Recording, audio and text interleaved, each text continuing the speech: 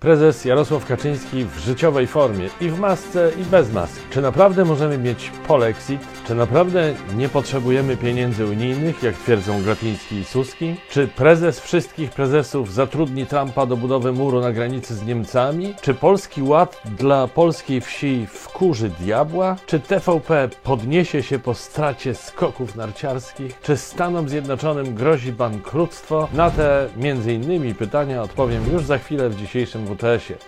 Pozdrawiam patronów, przypominam, że każdy może zostać patronem WTS-u. Zachęcam do obserwowania mojego fanpage'a na Facebooku i subskrybowania kanału na YouTubie. Dzięki za wszystkie komentarze. Niedziela 10 października. Maciej Orłoś, zapraszam na program w telegraficznym skrócie. Trybunał Konstytucyjny Julii Przyłębskiej orzekł, że Konstytucja RP ma prymat nad prawem powszechnego ciążenia. Tym samym stwierdzono, że przyciąganie ziemskie stoi w sprzeczności z konstytucyjną swobodą przemieszczania się. Wraz z momentem opublikowania wyroku Polacy będą mogli latać. Nie samolotami, tylko tak po prostu. Będą mogli sami latać. I już żaden zagraniczny dyktat nie będzie nas wiązał do ziemi. A teraz serio. W czwartek Trybunał Julii Przyłębskiej, skądinąd powołanej na stanowisko z naruszeniem konstytucji, stwierdził niekonstytucyjność 3 przepisów Traktatu o Unii Europejskiej, to jest orzekł, że sądy krajowe nie mogą kontrolować legalności powołania sędziego przez prezydenta oraz uchwał Krajowej Rady Sądownictwa. Przepisy europejskie uprawniające sądy krajowe do pomijania przepisów konstytucji lub orzekania na podstawie uchylonych norm są niezgodne z konstytucją. Niekonstytucyjność przepisów Traktatu Unii Europejskiej w zakresie, w jakim organy Unii Europejskiej działają poza granicami kompetencji przekazanych przez Polskę w traktatach. Oczywiście Trybunał ustala sobie granice kompetencji Unii jak mu wygodnie, a właściwie inaczej trzeba to ująć, jak wygodnie prezesowi Kaczyńskiemu. Sam prezes podkreślił ostatnio, że bardzo by się zmartwił, gdyby zapadła inna decyzja. A nikt przecież nie chce, żeby pan prezes się zmartwił. Od zmartwienia krótka droga do złości, do wściekłości, a w złości to nawet głowy mogą polecieć. Prezesa cieszy za to na pewno złość wywołana za granicą. Eurodeputowani najważniejszych frakcji Parlamentu Europejskiego wydali oświadczenia, w których surowo krytykują wydane orzeczenie. Na wyrok zareagowała również Komisja Europejska, która zadeklarowała, że nie zawaha się skorzystać z uprawnień przysługujących jej na mocy traktatów w celu ochrony jednolitego stosowania i integralności prawa Europejskiej Wspólnoty. Orzeczenie Trybunału Odkrycia Towarzyskiego Jarosława Kaczyńskiego o tym, że nasza konstytucja ma prymat nad prawem Unii, ma mniej więcej takie samo znaczenie, jak gdyby Przyłębska pogniewała się z Newtonem. Dla innych krajów oczywiste będzie, że prawo unijne wciąż ma prymat nad polskim i w tym duchu orzekać będą wszystkie międzynarodowe gremia. Nie chodzi tylko o TSUE, ale na przykład o trybunały arbitrażowe, które zajmują się sporami o charakterze ekonomicznym. A my będziemy płacić z naszych podatków kary umowne, odszkodowania, zadośćuczynienia. Będziemy płacić za tę wojenkę z Unią Europejską, jaką na potrzeby polityki krajowej rozpętał obrażony na świat pan Jarosław z Żoliborza. No i teraz ważne pytanie, co dalej? No, będziemy w Unii Europejskiej, ale zaraz pewnie nie będziemy płacić składek w odwecie za to, że nam Bruksela za karę uniemożliwi korzystanie z funduszy europejskich. Nie będziemy przestrzegać prawa Unii, to stracimy prawo głosu na Radzie Europejskiej. Będziemy formalnie w Unii, ale nasze członkostwo będzie fikcją. Kaczyński pewnie będzie liczył na to, że Unia nas sama wyrzuci, a potem pan prezes zawoła tak: idziemy na wschód, tam musi być jakaś cywilizacja. Putin czeka z otwartymi ramionami. Ale słuchajcie, polexit to wymysł opozycji, to fake news. Polska wstała z kolan, teraz bierze rozpęd i wali głową w ścianę. I przecież pan prezes NBP Adam Glapiński mówi, że poradzimy sobie bez pieniędzy z Unii, że zacytuję Business Insider.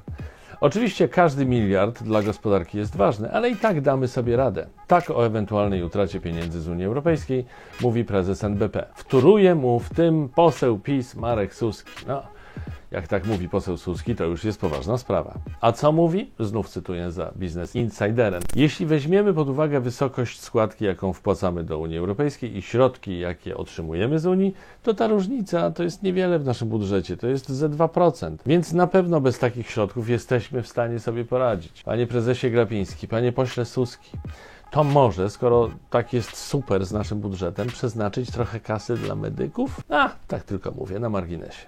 Wróćmy do wyliczeń panów Glapińskiego i Suskiego dotyczących naszego budżetu. Niestety, eksperci nie potwierdzają tych wyliczeń, podobnie jak rozjechali walcem wyliczenia niejakiego pana Jakiego. I znowu cytuję Business Insider. Minister finansów w rządzie Marka Belki, Mirosław Gronicki i podsekretarz i sekretarz stanu w Ministerstwie Finansów, a w latach 2012-15 główny ekonomista resortu Ludwik Kotecki, eksperci Europejskiego Kongresu Finansowego, zaznaczają, że raport Jakiego doczekał się już uzasadnionej reakcji wielu ekonomistów, którzy wytknęli wyliczeniom ekspertów Solidarnej Polski liczne błędy metodologiczne, merytoryczne, logiczne, rachunkowe, a także manipulacje. Wykazali autorom brak znajomości podstawowych tożsamości makroekonomicznych, a w szczególności metodologii bilansu płatniczego. Eksperci postanowili porównać ścieżkę rozwoju Polski, która w Unii Europejskiej jest od 2004 roku, i Ukrainy, która do wspólnoty wciąż aspiruje. No i teraz uwaga, uwaga, poproszę o fanfary. Prezes Jarosław Kaczyński wrócił. Żyje, ma się dobrze i nawet się odezwał, co prawda w masce, ale zawsze. Maska chyba nieprzepisowa swoją drogą, bo z materiału, ale co tam. Poza tym w masce dobrze jest przemawiać, bo nie wszystko na twarzy widać. Łatwiej ukryć niewerbalne kłamstwo. Jeszcze ciemne okulary by się przydały, panie prezesie. Jedno trzeba prezesowi przyznać. Nie odzywa się często, ale jak już coś powie, to rozwiewa wszelkie wątpliwości. W czwartek wziął udział w konferencji prasowej dotyczącej sytuacji na polsko-białoruskiej granicy. Lepiej późno niż wcale, chociaż wicepremier do spraw bezpieczeństwa powinien być nieco bardziej widoczny, nieco bardziej aktywny tak w ogóle, ale zostawmy to. Tak czy inaczej, pan wicepremier do spraw bezpieczeństwa poczucia bezpieczeństwa we mnie nie wywołał, wręcz przeciwnie. Jarosław Kaczyński myli już nie tylko buty, ale stan wyjątkowy ze stanem wojennym. Na szczęście Jarosław Kaczyński wie, co stwierdził stanowczo podczas konferencji, że prowadzona jest z państwem polskim i Unią Europejską wojna hybrydowa. I tu pełna zgoda. Nie jestem jednak do końca pewien, czy pan prezes wie, kto z nami tę wojnę prowadzi, ponieważ podczas konferencji Białorusini mylili mu się z Ukraińcami. Całe szczęście doprecyzował, że jednak chodziło mu o tych pierwszych. Jarosław Kaczyński na konferencji z udziałem przedstawicieli Straży Granicznej mówił także o budowie bardzo poważnej zapory, która ma chronić polsko-białoruską granicę. Zastanawiam się tylko, że skoro Białoruś prowadzi wojnę hybrydową z Unią i my także wyrokiem Trybunału Przyłębskiej wypowiedzieliśmy wojnę Unii, to czy nie lepiej od razu zaproponować Białorusi sojusz i wypchnąć imigrantów za niemiecką granicę? A do budowy tej zapory zatrudnić Donalda Trumpa. Dlaczego nie? Jako eksperta klasy światowej. Budował przecież mur na granicy USA z Meksykiem. Co prawda nie dokończył, ale doświadczenie ma. I mielibyśmy wspaniałe wspólne hasło: We will make Poland great again. To nie koniec Jarosława Kaczyńskiego w dzisiejszym WTS-ie. Długo go nie było, ale jak wrócił, to z przytupem. Cytuję za Onetem. Chcemy, by nasze hasło jedna Polska, jeden naród, jedne szanse, jedna godność zostało zrealizowane. To jest nasze zadanie, nasze posłannictwo. Żaden przeciwnik, sam diabeł nas nie zatrzyma w walce o to, byśmy to posłannictwo zrealizowali. Tak powiedział Jarosław Kaczyński podczas konwencji PiS w Przysłusze, gdzie przedstawiono nowy program partii przygotowywany z myślą o wsi i rolnikach. No cóż, Polski Ład dla polskiej wsi. Jak to będzie taki ład jak ten ogólny Polski Ład, czyli nieład, to bardzo polskiej wsi współczuję. Trzymajcie się, drodzy rolnicy, trzymajcie się mocno. A przy okazji, prawda jak to pięknie brzmi? Jedna Polska, jeden naród. Kochać, jak to łatwo powiedzieć, jak śpiewał Piotr Szczepanik. Jak to łatwo powiedzieć, jedna Polska, jeden naród. Szkoda, że mówi to osoba najbardziej odpowiedzialna za to, że Polska niestety nie jest jedna, a naród tak podzielony jak nigdy. I tak w ogóle Po co mieszać do tego diabła, panie prezesie? Diabeł swoich nie powstrzymuje, on ich wspiera. Wojna hybrydowa toczy się nie tylko na naszej wschodniej granicy. Jeden z takich konfliktów trwa na terenie naszego państwa już od dawna, a w niej rząd walczy tym razem z amerykańskim wrogiem, czyli TVN, grupą Discovery. Nie ucichły jeszcze echa Lex TVN, a grupa Discovery postanowiła ruszyć do kontrataku. Polski narodowy sport zimowy, czyli skoki narciarskie, transmitowane będą w TVN, Eurosporcie i serwisie Player.pl, a nie w TVP. Discovery Sports na mocy umowy z Infrontem przedłużyło do końca sezonu 2025-26 prawa do transmisji Pucharu Świata FIS kobiet i mężczyzn w skokach narciarskich, narciarstwie alpejskim, biegach narciarskich, kombinacji norweskiej, snowboardzie, narciarstwie dowolnym, a także Mistrzostw Świata w narciarstwie klasycznym i alpejskim oraz zawodów w łyżwiarstwie, zawodów biatlonowego World Team Challenge, a także letniego Grand Prix w skokach narciarskich. Krótko mówiąc, TVN podbił Kurskiemu jego zimowe oczko w głowie i musiało mocno zaboleć, bo jęk z Woronicza słychać nie tylko w stolicy. TVP wydała w tej sprawie komunikat. Dbając o polski sport oraz interes społeczny, apelujemy do grupy Discovery o wyłączenie sportu z trwającego sporu politycznego i podjęcie negocjacji w dobrej wierze, aby nie niszczyć tego, co telewizja polska przez wiele ostatnich lat budowała i pozwolić dalej milionom Polaków na przeżywanie wspólnych sportowych emocji. No, naprawdę ostra jazda. TVN zrobił telewizji zwanej publiczną o tak. A co do niszczenia, to sorry, ale w tym zakresie to właśnie TVP Jacka Kurskiego robi bardzo dużo przez ostatnich 6 lat. Na przykład niszczy poziom dziennikarstwa, niszczy obiektywizm przekazu, niszczy kręgosłup dziennikarzy, niszczy poziom programów, niszczy dobre imię telewizji polskiej.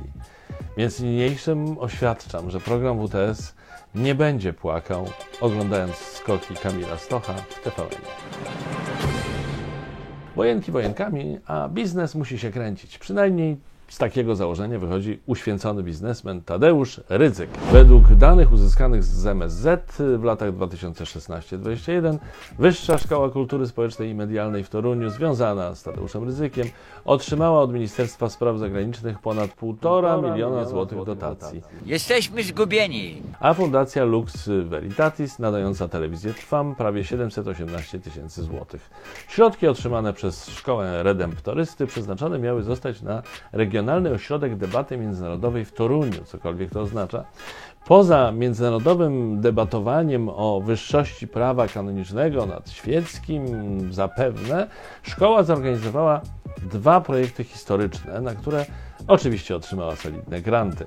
Ponad 150 tysięcy złotych na projekt Wdzięczni za niepodległą Polskę oraz ponad 100 tysięcy złotych na projekt Śmierć za kromkę chleba, przywracanie pamięci na arenie międzynarodowej o polskiej pomocy Żydom w czasie II wojny światowej. Nie wiem, co na to Żydzi, bo ojciec dyrektor nie słynie z przesadnej miłości do nich. Kasa to jednak kasa i na wszelki wypadek, jakby hajsu zabrakło, to jest jeszcze Fundacja Lux Veritatis, co po łacinie znaczy światło prawdy. Widocznie ojciec Tadeusz odkrył starą prawdę, że pieniądze to nie wszystko, ale wszystko bez pieniędzy to... Za chwilę powiem o tym, ile wart byłby platynowy Jarosław, ale najpierw nasz złoty Antoś i chwila muzyki. Antosiu, proszę bardzo. Witam. Dziś w dziale muzycznym, szanowni państwo, przypomnę postać Buki. Nie wiem, czy państwo pamiętają, Buka była postacią z takiej bajki Muminki. Buka chodziła, straszyła, lud za sobą zostawiała, wszyscy się jej niesamowicie bali, ogólnie zimna się wydawała, ale cóż, nic bardziej mylnego, szanowni państwo, bo za tym przerażającym uśmiechem kryła się istota, która po prostu szukała trochę ciepła i miłości. W związku z tym przed państwem Buki i utwór Bez dram. Tak bardzo chciałabym czuć zawsze spokój jak dziś. Tak bardzo chciałabym czuć zawsze spokój jak dziś. Moment przeradza się w chwile, godziny, dzień.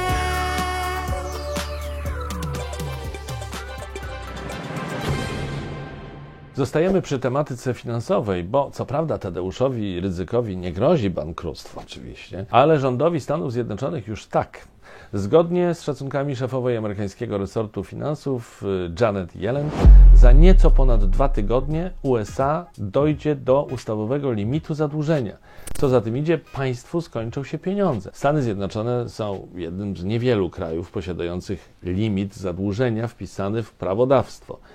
Polska posiada zresztą podobne rozwiązanie. Na tym jednak nie koniec podobieństw, bo zupełnie jak u nas, zaostrzający się spór polityczny uniemożliwia podjęcie jakichkolwiek decyzji.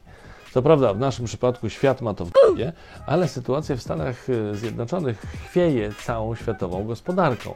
Wszystkie kraje patrzą więc na zabawę republikanów z demokratami, jak na 2 dzieciaków bawiących się zapałkami przy baniaku z benzyną, czekając aż coś To już się kameruje! Ekonomiści, chyba z braku innego zajęcia lub w wyniku skrajnej desperacji, sięgają po alternatywne metody zażegnania kryzysu, jak na przykład wybicie specjalnej platynowej monety wartej bilion, 2 biliony lub trylion dolarów. Moneta ta zostałaby potem zdeponowana w rezerwie federalnej, a kwota z tego tytułu zapisana na konto Skarbu Państwa, pozwalając na dalsze wydatki. Chyba więc przypadkiem amerykańscy ekonomiści znaleźli lekarstwo na podwyżki dla polskich medyków, czy dofinansowanie edukacji. No nic prostszego. Glapiński wybije specjalną monetę, na przykład platynowy Jarosław, o wartości 1 biliona złotych i po kłopocie. Byłoby może jednak lepiej, żeby jedyne, co politycy wybijali, to sobie głupie pomysły z głowy. Wszystkim żyłoby się łatwiej. Moi drodzy, jak pewnie doskonale wiecie, w niedzielę od godziny 18 trwają zainicjowane przez Donalda Tuska demonstracje, które mają być wyrazem sprzeciwu wobec konfliktowania Polski z Unią Europejską. Nagrywam ten program w sobotę, więc relacji z protestów w WTS-ie nie ma. No, mogę tylko wyrazić nadzieję, że manifestacje będą bardzo liczne i że Zjednoczona Prawica zobaczy czarno na białym, że Polacy chcą być w Unii. Co prawda demonstrować nie będzie jej, czyli Zjednoczonej Prawicy, elektorat, ale i tak próbować, czyli demonstrować warto. Dajcie w komentarzach znać, jak było. I to już tym razem wszystko. Widzimy się w czwartek. Trzymajcie się. Cześć!